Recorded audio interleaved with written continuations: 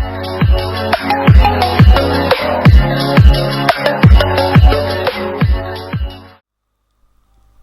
Viewers, আপনাদের সামনে নিয়ে আসছে নতুন একটি ভিডিও যা আগে কখনো দেখেন নাই। নায়ক অ্যান্ড ভিলেনের সেই তুমুল ঝড়। মিশা বলল মৌসুমী নাকি বয়স্ক, সে ভার্সিটি থেকে লেখাপড়া করে তারপর আর্টিস্ট হয়েছে। এই কথা শোনার পরে ওমর সানি ঝাড়া জবাব দিল মিশাকে। ওমর সানি বলল, মিশা, আমি খুব ভালো করেই জানি তুমি কোন জায়গা থেকে আসছো, অ্যান্ড খুব ভালো করেই জানি তোমার ফ্যামিলি ব্যাকগ্রাউন্ড কী।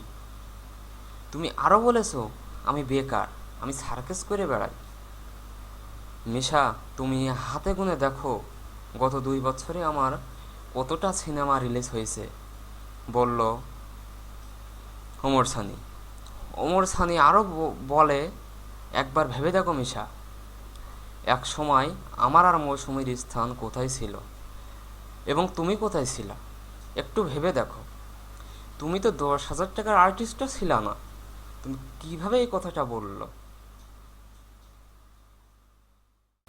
হ্যাঁ, এবার দেখুন ওমর সানির মুখের প্রতিবেদন।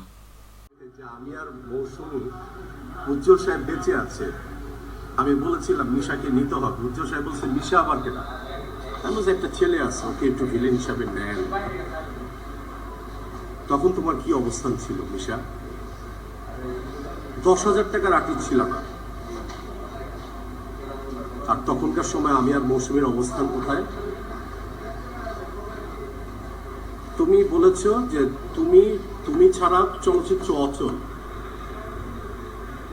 তোমার গত 2-2.5 বছরের মধ্যে লাভ ম্যারেজ ছাড়া আর কি ছবি হিট ছবি আছে তোমার? লাভ ম্যারেজ ছাড়া কি তোমার হিট ছবি আছে?